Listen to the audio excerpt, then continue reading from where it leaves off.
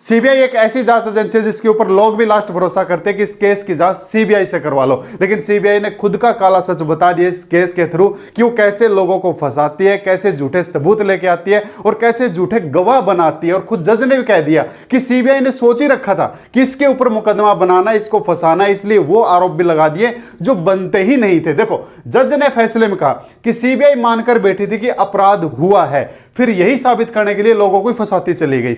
यानी कि खुद के ईगो में आ गया कि इसको फंसाना है और उसके चक्कर में लोगों को फंसाती गई।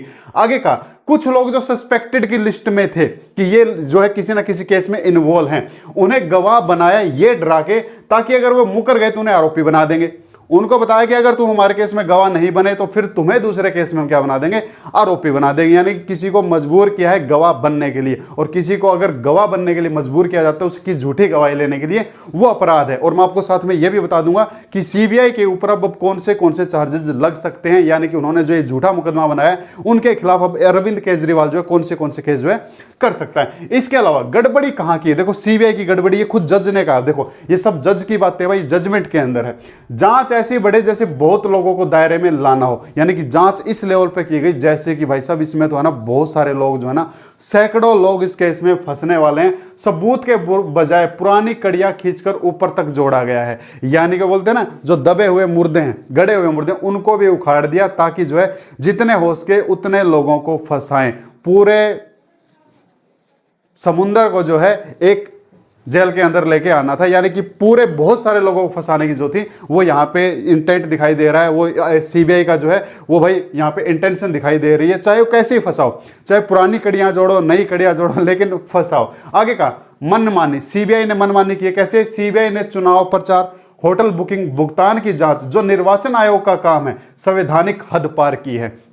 ये जज की बातें हैं। जज कह रहा है कि ऐसी जगह भी जांच की है जहां उसके पास जांच करने की पावर ही नहीं थी। ये क्या है? ये संवैधानिक हद पार हुई है। यानी कि अगर होटल बुकिंग हुई है या फिर इलेक्शन से रिलेटेड है तो निर्वाचन आयोग क्या करेगा? वो जाके उसकी जांच करे, लेकिन उसकी जांच उन्होंने नहीं की, उसकी जांच सीबीआई ने की है, जो कि क्या एक संवैधानिक हद पार हुई है। ये कौन कह रहा है? ये आपके जो है जज साहब कह रहे हैं। इसके अलावा बता दिया यहां पे, देखो, जो नगद पैसे इधर उधर करना मान चुके थे, यानी कि जिन्होंने एक्सेप्ट कर लिया कि हमने पैसे उधर किए हैं या फिर उधर किए हैं, गवाह बनाया, उनको गवाह बनाया उन्हें बयानों पर लोगों को फंसाने के लिए। यानी कि उन्हें आरोपी नहीं बनाया, उनको गवाह बनाया।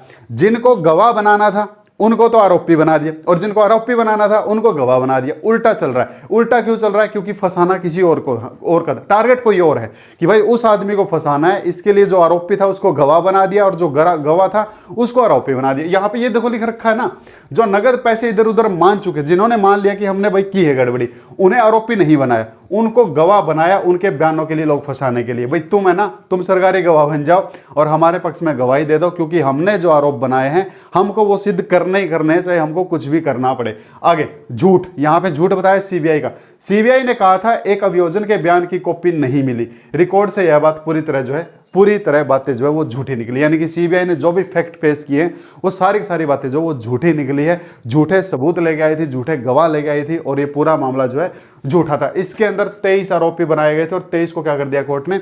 डिस्चार्ज कर दिया है, छोड़ दिया है कि जाओ भाई जी लो अपनी जिंदगी, क्योंकि पूरा केस क्या है, पूरा केस यहाँ पे झूठा बताया गया। स्पेशल लिखा है, देखो, उसे कोर्ट ने आरोप तय करने लायक भी नहीं माना। जो सीबीआई ने जो सेक्शन लगाए हैं, कोर्ट ने कहा कि ये तो आरोप ही नहीं बनते हैं, आपने आरोप बनाए कैसे हैं?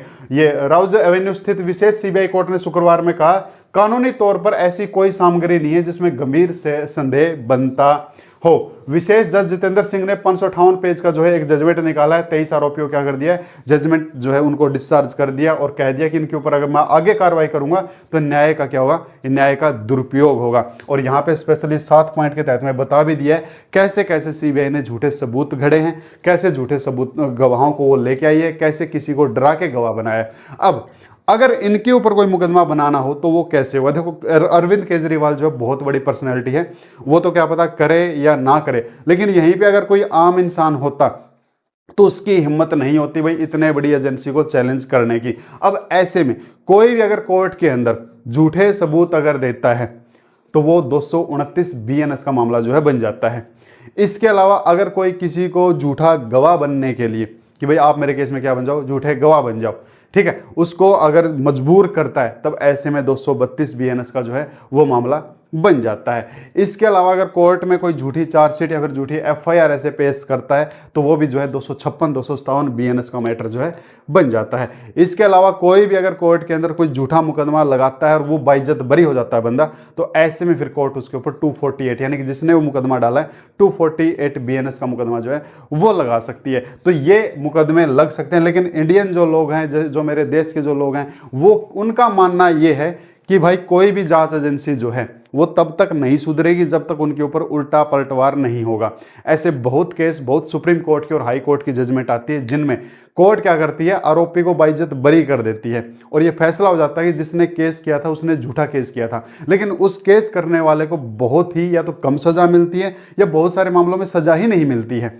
जैसे कि जितने भी अब फैमिली केस होते हैं उनमें ज़्यादा से ज़्यादा वाइफ के ऊपर 10,000 जुर्माना लगा दिया, 50,000 जुर्माना लगा दिया, बोला कि रफा दफा करो मैटर को। लेकिन जिस व्यक्ति ने भाई अपना, जैसे ये 2 साल केस चला अरविंद केजरीवाल वाला, एक आदमी की एक पूरी जिंदगी जो थी, एक राजनीतिक जो लाइफ था वो पूरा खराब ही हो गया जब इलेक्शन ही आ गया, सीधी सी बात है। और अभी जैसे मैं कल न्यूज़ देख रहा था तो वहाँ पे अरविंद केजरीवाल कह भी रहा था भाई कि भाई जो यहाँ पे भी लिखा हुआ था, वो भाजपा में दम है तो दिल्ली चुनाव दोबारा करवाए केजरीवाल, यानी कि इसको जो है झूठा फंसाया गया है, ये बात क्लियर हो चुकी है।